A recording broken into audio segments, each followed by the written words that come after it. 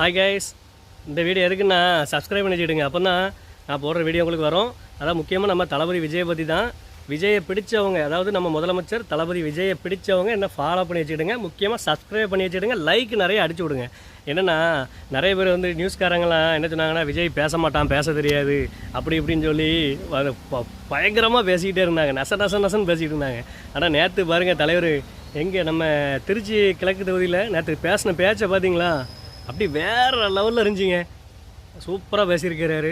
அதே மாதிரி நம்ம விஜயோட ரசிகர்கள், அதாவது நம்ம தோழர்கள் அப்படி சொல்ல வேண்டியதுன்னா, டிவிக்கே தோழர்கள் யாராக இருந்தாலும் இந்த கமாண்ட் பண்ணுறாங்க பார்த்தீங்களா? இப்போ திமுக கட்சிக்காரங்க, அதிமுக அப்படி கட்சிக்காரங்க கமாண்ட் பண்ணாங்கன்னா நீங்கள் கீழே கமாண்டே பண்ணாங்க. அவங்க பார்த்துட்டு தன்னால நொந்து போயிடுவாங்க. அவன் விமர்சிப்பான். அதாவது நல்ல கட்சிக்கு வந்து யாருமே ஆதரிக்க மாட்டாங்க. நல்ல கட்சியை வந்து தூசி மாதிரி தான் பேசுவாங்க. ஏன்னா அந்த நல்ல கட்சி போக வளர்ந்துட்டு போகிறத பார்த்தாலே அவங்களே பார்த்துட்டு அவங்க காணாமல் போயிடுவாங்க. அதனால் சொல்கிறேன், யாருமே விஜயை விமர்சிக்கிற மாதிரி வீடியோ போட்டால் நீங்கள் பதில் கமெண்ட் பண்ணாதீங்க. ஏன்னா நான் சொல்கிறேன் பார்த்தீங்களா, என்னை பிடிச்சிருந்தா நீங்கள் சப்ஸ்கிரைப் பண்ணிவிடுங்க. நான் மெர்சல் ராஜா. முக்கியமாக நான் கட்சிக்காரெல்லாம் கிடையாதுங்க. எனக்கு விஜய் பிடிக்கும். அதனால் இந்த ஆர்வத்தில் நான் சொல்கிறேன். எல்லோரும் சொல்கிறாங்க, அதாவது டிஎம்கே கட்சிக்காரங்க யாராக இருந்தாலும் இந்த வீடியோ பார்க்காங்க, அதிமுக கட்சிக்காரங்களும் யாராக இருந்தாலும் பார்க்காங்க. என்னென்னா அவங்க தான் கொஞ்சம் இத்தனை வருஷம் ஆண்டிருக்காங்க, 5 வருஷம். இவங்க ஒரு 2-3 வருஷம் வாழட்டுமே. அதை விட்டு எதுக்கு நீங்கள் இந்த தேவையில்லாத பேச்சு, தேவையில்லாத 6 மாதம் நான் ஒன்றுமே செய்ய மாட்டேன்னு சொல்கிறீங்க.